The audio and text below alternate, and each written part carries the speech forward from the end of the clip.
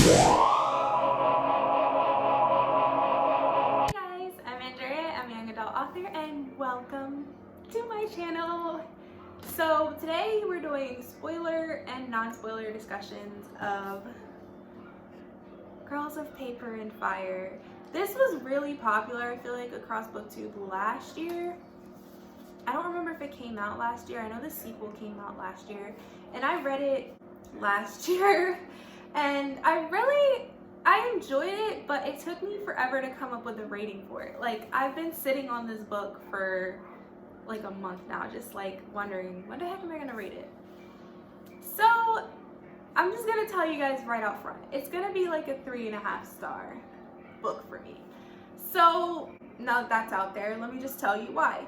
We'll start with the non-spoilers. So Girls of Paper and Fire is about Lee, and Lee is a paper cast. So there's 3 casts. There's paper cast, moon cast, and demon cast. So paper cast is entirely human. Moon cast is like somewhat human, but not entirely. So like if I was a paper cast, I might have a deer tail, or I might have like cat eyes, or I might have, I don't know, fox fur on my arm, something like that. That's moon cast. Demon cast is like full demon. So like they look basically just like an animal, almost, with very few human features, if any, really. So like I said, paper cast is the lowest cast, then is moon cast, then is demon cast. So every year 10 paper girls are taken to be the concubines of the king, basically his personal sex slaves, for lack of a better term. And this year Lee was basically taken from her home and forced to be one of these 10 concubines of the king.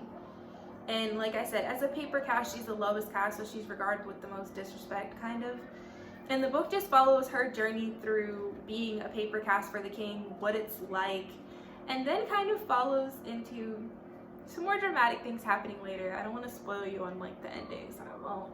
But she ends up falling for one of the other paper girls, and so there's a girl-on-girl romance kind of going on here, and the world building in this book was okay. I feel like I was really confused about paper, moon, and demon. Obviously, I was not confused enough to where I couldn't explain it to you guys, but when you read about it in the book, I feel like it's not explained to the point where I completely understood exactly what the difference was, because I didn't, to be honest. So, and I kind of still don't understand the world either. I understand it a little bit, but I'm kind of still like, I don't know if there's more world building in the next book, because I've been eyeing the sequel for a minute now, but it just wasn't, it was okay, like I said, for me in this book.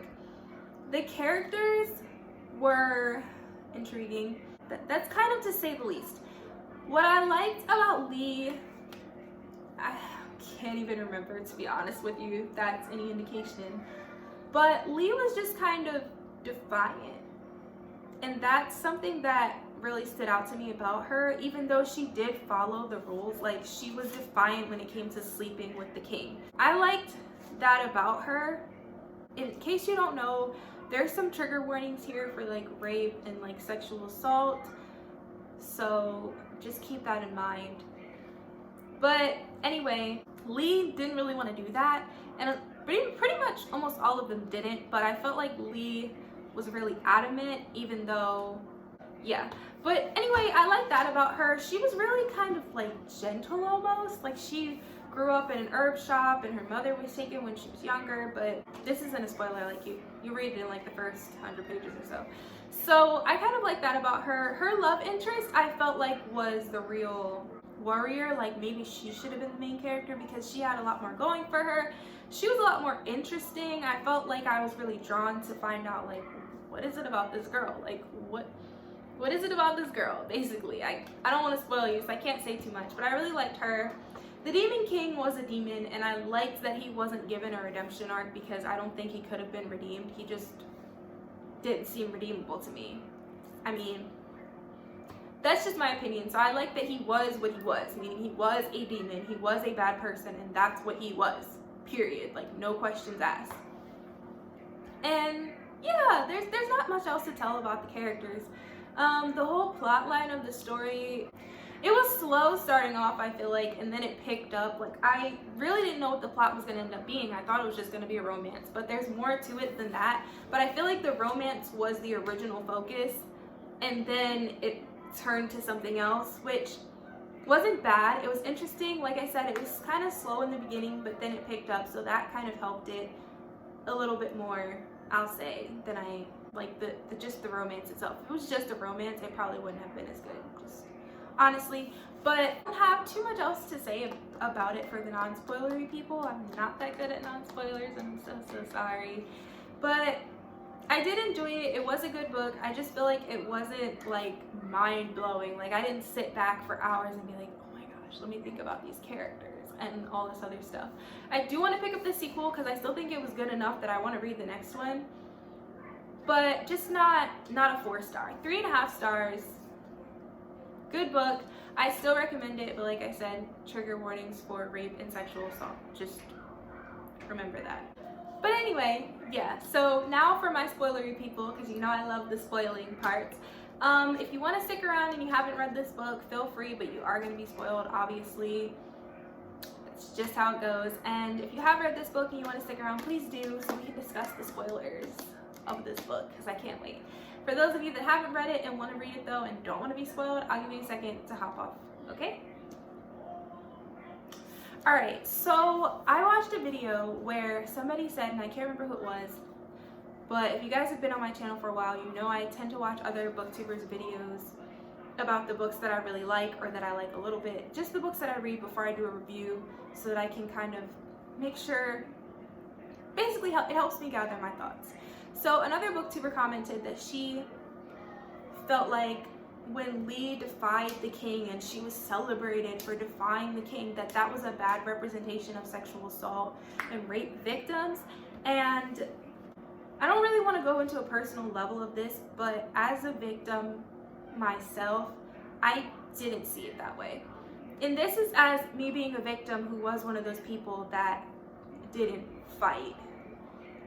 I don't want to cry. This has gotten really personal for a second. Okay.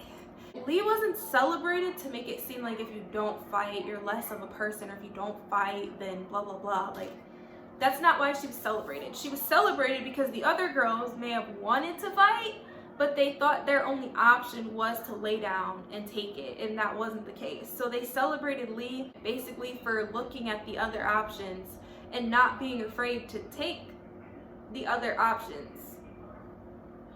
Even though Lee could have been kicked out, Lee could have been, all this bad stuff could have been done to her, she still kind of had the courage and to fight.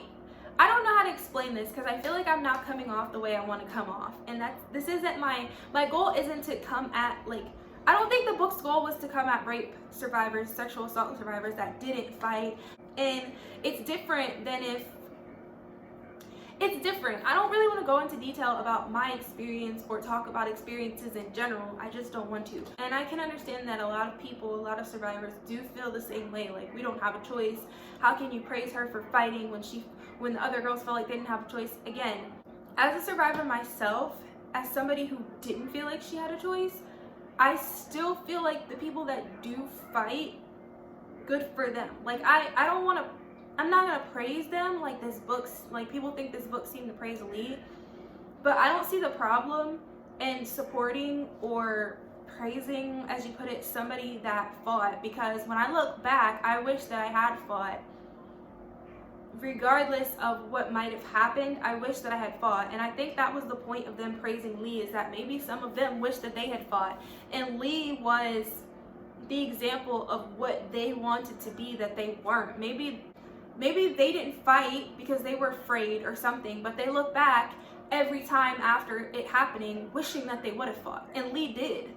So maybe that's what the book was getting at.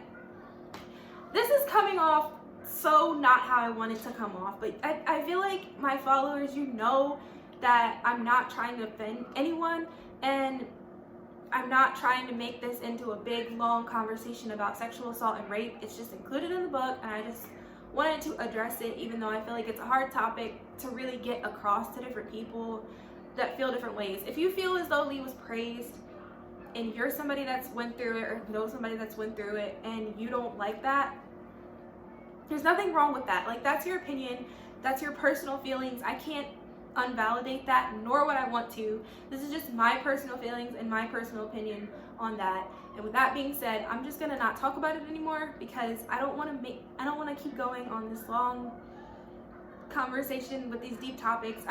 It's fine. You guys get how I feel.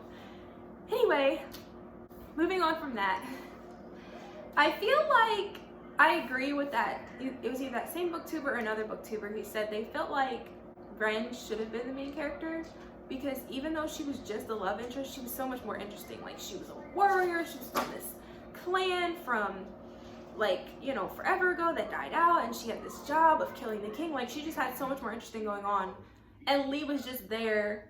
She just existed. Like, she just was accidentally thrown into this and then fell in love and decided to follow her lover through this whole journey of taking down the king. But I will also say that at the end, Lee was the one who almost killed the king. So it wasn't like she did nothing, because she did, the plan was given to her, which was a whole other thing that I saw a booktuber talk about, where they felt like they shouldn't have entrusted Lee to kill the king. Like, that you would never entrust somebody with a plan that had been in motion for this long, that you don't even know, who just got included because of Ren, because she loves Ren. I agree. I feel like if we're thinking realistically, no, you would never entrust somebody with something that serious, that important. But understand also that they didn't have a choice. It wasn't like they had a multitude of concubines ready to kill the king. Like, when Ren was taken out of the picture, I feel like Lee became the next in line, whether she wanted to be or not, because she offered herself up to help. She offered to do what she needed to do, whatever she could do to help them out. And so I feel like, obviously you don't want Lee to be the one to take care of it. You want Ren. Your goal is Ren. But take Ren out of the equation. Who do you have left if you don't have Lee? You have nobody, because his guards and his soldiers, it wasn't like they could do it. They couldn't get him alone to do it. Like, Kenzie was always with the wolf girl, whoever she was, that loved the king. It was never gonna happen. So, like I said, Ren out of the equation, all you have left is Lee. If you don't want Lee, you have nobody. So they had no choice but to go with Lee. Simple. So they went with Lee against their better judgment, because I'm sure they didn't want to. And she did her job. She thought she did her job. She thought she killed him. She tried. She drove the knife as far as she could. And even though he wasn't really dead, I feel like at the end, she still tried to kill him. So she did what she was supposed to do. She didn't just sit around and be like, oh my gosh, no, I can't. Like, when the time came for her to do it, she did it. She did the thing. Can't be mad at her for that. She had some action going on. I'm hoping in the next book, there'll be more action on Lee's part, since she is the main character, and about the same amount of action on Ren's part. There'll be a team that are in love, not just two lovers. This one's the warrior and this one's here to pick up the pieces of this one. They'll be more equal in warriorship and all that jazz. As far as their romance, like I said, another booktuber said they picked it out from the beginning, and I kind of did too. I kind of knew they were gonna end up together, but I still thought the way that they fell together was really cute and sweet and kind of adorable. Like, they went from being friends and Lee just kind of being like, oh my gosh, she's kind of cute, like, to like them plotting the death of the king and talking about her mother, and Ren showing her that tree with her mother's name on it and all that other stuff. I feel like their connection just blossomed, and it was a really cute, sweet romance. And I don't read a lot of boy on boy or girl on girl romances, so for me this was the perfect girl on girl romance. It was just adorable and cute, which is exactly what I wanted from it. So I couldn't be any happier really with that. Yeah, there's not really a lot else for me to say. I feel like I've covered majority of the basics. I really adored, oh god, I can't remember her name, but Lee's other friend, even though she was in love with the king, which, anyway, I'd love to see what's gonna happen with her in the next book, because I thought she was so adorable and just so cute and understanding that even though she loved the king, her friend was still allowed to love Ren, and I thought that was really nice and a nice touch to add in there. Blue was the worst possible I just hated her. But when it started coming out about her father and about all the things that were going on with her, I understood her, and I like that the author gave her a little bit of a redemption arc to be like, hey, this is why she is the way she is, because then it made sense that she was that way. As far as the ending goes, like I said, I want to pick up the next book because I'm like, is he dead? Are they gonna be able to mend him? Like, what is about to happen? Because you know there's about to be war. And then also Ren, like that whole ending just got me. Like Ren coming out of nowhere, like, oh my gosh, we gotta get you out of here, we gotta get you out of here. And her, Kenzie dying, because I loved Kenzie, oh my gosh. I loved Kenzie, he was mysterious, but I just felt like there was more to him, and I was so upset when he died. And then they take off on this huge winged bird and stuff, and I was just like, oh my goodness, what is happening? The last thing I want to mention though is that a booktuber brought up her word that she got at the end, which was flight.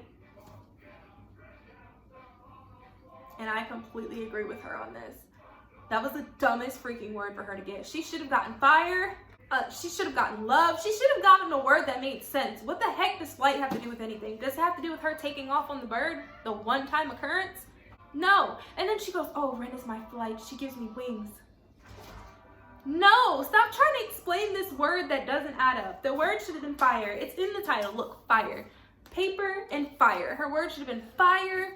It should have been love, passion, something that added up with the story. At least fire would have been like the fire inside, because they literally talk about it in the book, how the professor goes under on that spell and he's talking about fire and stuff. That should have been her word. Flight was the dumbest choice for that. That really upset me too, because it made no sense. What does flight have to do with anything? It's not in the title, it's not in the book, except for the end when they fly off on that guy, and that has nothing to do with anything. Not the plot, not the love, nothing. That was the most frustrating part of the book for me, was the end word, because we waited this whole book, this whole entire novel for that word at the end, and we were all like, oh, it's gonna be this, it's gonna be this. No, freaking flight. Are you serious? Really? I want to just cross it out in my book and write fire over it, and then it'll be perfect. Then it'll be good. I don't understand. But anyway, I'm not going to go on a long conversation about why flight sucks, because you guys get it. So if you like this video, please leave me a like down below, comment, and subscribe to my channel. This is the end of my review. I rated this book 3.5 stars. It was a good read. I really liked it. It wasn't anything like mind-blowing, but it was cute, it was sweet, it was good. So I would 100% recommend it. And don't forget to subscribe to my channel, and I'll see you guys in my next video. Bye!